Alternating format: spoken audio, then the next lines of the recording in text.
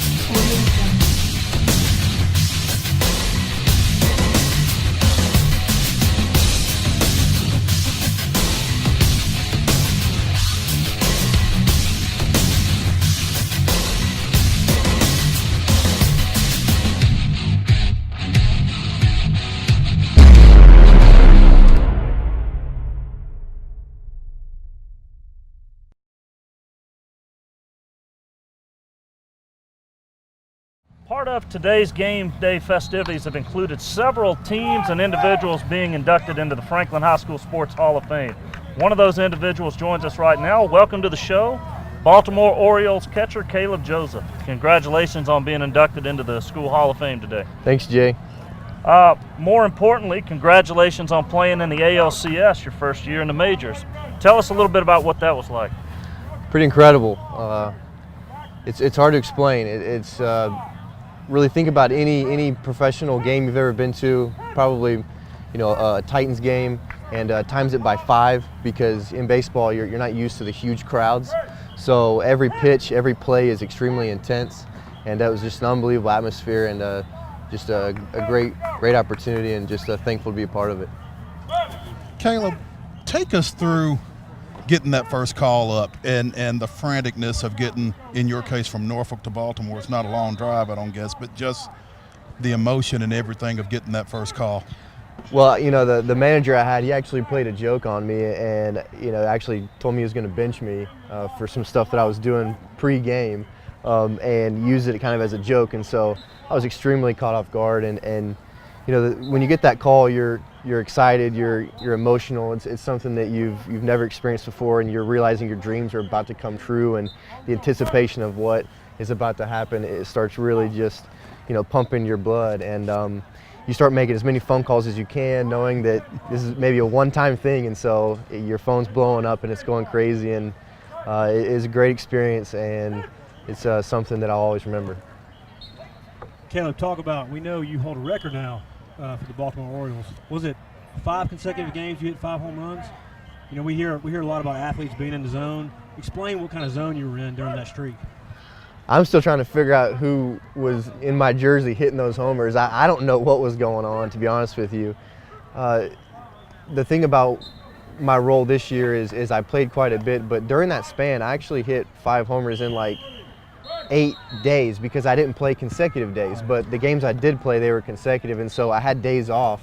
And I just kind of tried to continue doing what I was doing with my routines and stuff, and hitting coach there was great, and we just tried to continue to keep grinding out and doing what we were doing. And you know, after I hit that 5th one, it was like, wow, this is pretty unbelievable, because even when I was here at Franklin, I don't think I ever did that. So yeah, I saw on that 5th when you gave a fist pump round in first. So. Yeah, that's about as much emotion as you'll see out of me. You know, baseball's a very, you know, politically correct sport, I guess. You don't really want to make anybody mad, especially being a rookie. So that's probably the last time you'll see me do something like that.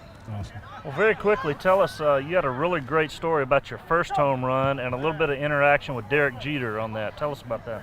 Pretty unbelievable. I was in Yankee Stadium, got a 3-2 fastball up in the zone, and we were winning by a lot, and drove it to left center, and it went out. I knew it was out right away. As I'm running around the bases, the Yankee fans are pretty notorious for throwing the ball back onto the field, so we were all saying, yeah, throw it back so we can get it. And they threw the ball back on the field, and Brett Garner, the left fielder, he grabbed it and was going to throw it into the stands, and Derek Jeter whistled at him and grabbed, you know, motion for the ball. They gave Jeter the ball, and Jeter then threw it into our dugout, and it was given to me. And so I actually have the home run ball that I actually hit at Yankee Stadium, and basically because Derek Jeter gave it to me, knowing it was my first one, and that ball could have gone in the stands. And I guess the irony of that is you wound up with Derek Jeter's last hit, the ball that he last hit in Yankee Stadium. It was that was probably the most hectic I've ever been in sports. Even playing in the playoffs just a few days ago, that game was just so intense. Knowing the magnitude of a guy he's just been the epitome of what the baseball should be, and being a part of his last hit there was just amazing. I mean, I was honored to be a part of it. Caleb, tell us, you know, growing up here in Franklin in the Grassland area, tell us the moment when you thought, man, I think I can make it to the bigs. I mean, because a lot of kids have that dream, but, you know, tell us what was going through your mind when you're 11, 12, 13, even 15 years old, where you were thinking, man, I'm going to make it to the big leagues. It was baseball was just basically a part of my life since I was born. Really, I can't really remember anything not playing baseball, and so it was always a fun sport. I played with my friends. I enjoyed the game. I didn't really try and put too much pressure on myself when I was younger. I loved being out there with my friends, and I think when I started thinking about, hey, this is what I really want to do, maybe past high school, maybe past college, was around high school and college. Before that, it was all about going and having a good time with your friends and making relationships. But I think right around high school and college, I started thinking, you know, this may be something I'd like to do. I like playing the sport a lot, and you know, it beats going to work every day. So you got that right. Not bad. Again, Caleb, congratulations on your induction into the Hall of Fame, and also on a great season in Baltimore. Best of luck to you. Thank you. When we come back, Anna Glenn Grove will talk cheerleading when our pregame coverage continues.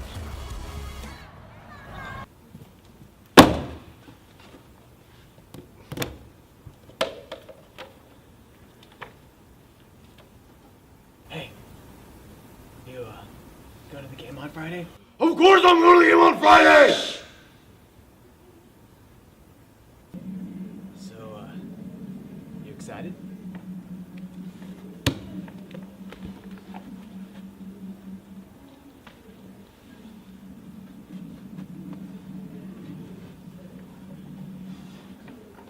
Am I excited?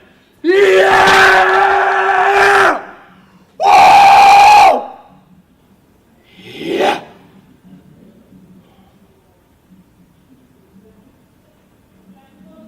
I'm here with Kate Chipman, a junior from the varsity cheer squad. Kate, can you describe how much preparation we put into each football game? Well, we've been practicing 2 times a week since May, just coming up with cheers and practicing them, cheers that help get the crowd involved. And every week we paint the run-through signs and spirit signs around the school and really just try to get everyone excited for the game. So, football teams have certain jerseys for home games and away games. Can you describe how we choose which uniforms we're going to wear? Well, we have a maroon jersey, or a maroon uniform, a gray uniform, and a white uniform, and we always just try to coordinate with the Rebellion and whatever out they have. Like if it's a white out, then we'll wear our white uniforms, or we'll have a matching bow. All right, which uniform is your favorite? My favorite uniform is definitely our gray uniform because it is the first year we got them and they're new, so we're the first ones to wear them, and they're just really cute, so yeah. All right, thank you, Kate. Back to you guys at the desk. Welcome back, and Jake Radin has joined us now. He has been organizing, directing pep rallies here at Franklin High School this year. Jake, tell us how that's been going. It's been going really amazing so far this year. Our goal this year was really to honestly, truly start a rebellion here at Franklin High School, and we really have. We've got rid of the whole idea of pep club. We've gotten rid of the idea of pep rallies. We've replaced them with pep clubs. With rebellion and rebel rallies. And it's all about kind of giving recognition to not only everyone that's in part of anything with FHS. We've got a great school, a lot of great things going on. Our football team's doing really well this season. We've got our girls soccer team's doing well. A lot of standouts within cross country and volleyball. A lot of great academic things as well. Especially, we got our band. It's they're heading out to Indianapolis tomorrow. So there's a lot to be proud of and a lot to be really excited about at Franklin High School. And Jake, I would think that as you involve the different teams, you get more kids involved, and it really kind of juices up the energy for everybody. Oh, it's been really amazing so far, just kind of seeing all of the additional students that want to be a part of it. I'm really excited, because it's difficult this year because we're kind of just getting the ball rolling, and I'm excited to see how this continues in the future. Really, just keeping the rebellion and growing with everything we do, just kind of getting better and better and better, and kind of just being the example for the rest of the district. Yeah, I think the best thing about the rebellion this year is it's not just people going to football games. Like, the rebellion's there like every sporting event. Volleyball, soccer games, like they go to away soccer games too, and I just love watching that happen and seeing like the support that's there for every single sport. That was the part, big part of our goal. Be it at every event that we can be. I know, high school's tough time between classes and everything else that's going on, but it's really kind of important to go out and support those that are working hard to represent Team Franklin, and really it's. As we're saying now in the rebellion, it's the rebellion way. Really just keep it going, keep things strong, and just support each other, and just show the community of just Williamson County and Tennessee, and someday the world how great it is here at Franklin High School. Well, I was going to ask earlier, do you find it difficult to get kids involved, or did you early on? Early on, there was several kids right away that really wanted to be a part of it. Got a good group of seniors. I think it's going to be hopefully maybe trying to get next year's senior class, this year's juniors to be involved next year, and kind of just passing it on and making sure that it's not just seniors every year, just everyone involved is all got a lot of. It's been cool to see interacting with freshmen, sophomores, juniors, and seniors all kind of planning their pep rallies and everything of that nature, and kind of just keeping not just rebel rallies and the rebellion going strong, but it's school spirit in general throughout the school. Well, Jake, I appreciate you joining us. Oh, it's great to be here. And all you do for the school. Thank you. When we come back, Anna Glenn will visit with members of the dance team. Right here as our pregame show continues.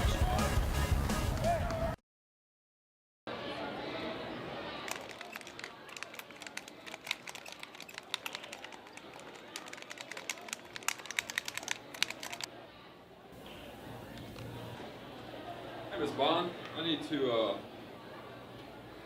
need to have these done 2:30. Go.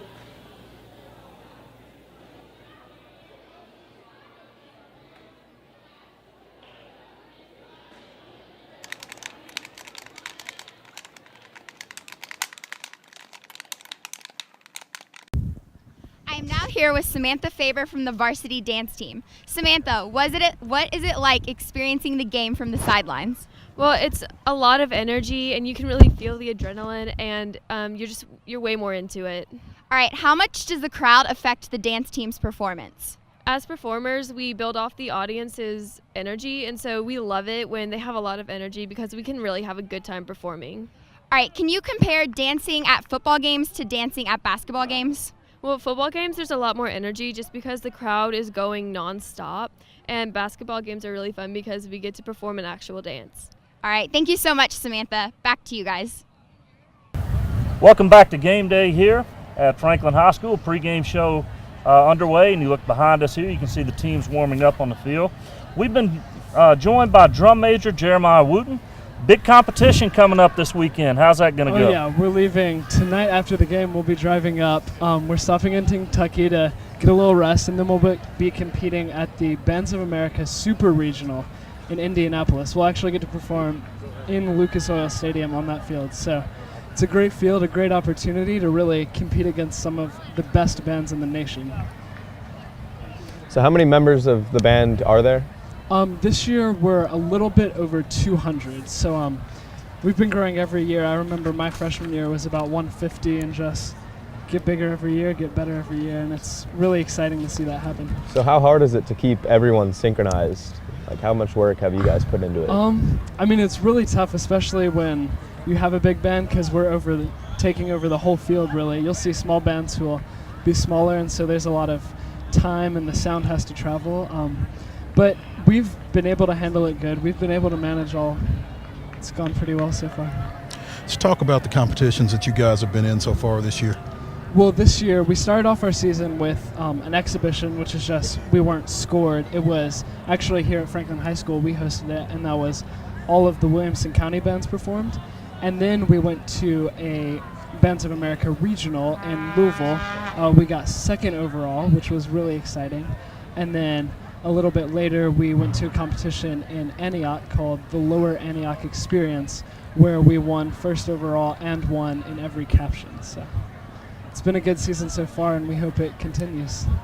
You've got a great show this year. Anybody who hasn't seen it's missing out. Thank you. And best of luck to you guys this weekend and through the rest of your competition season. Thank you. When we come back in our final segment, we'll talk about tonight's game when the pregame show continues.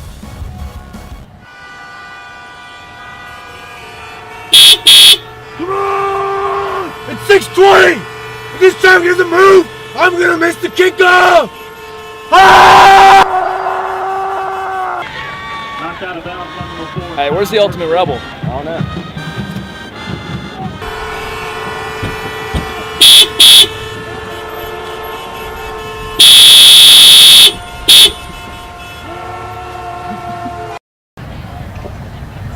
Welcome back for our final segment of the pregame show here at Franklin High School.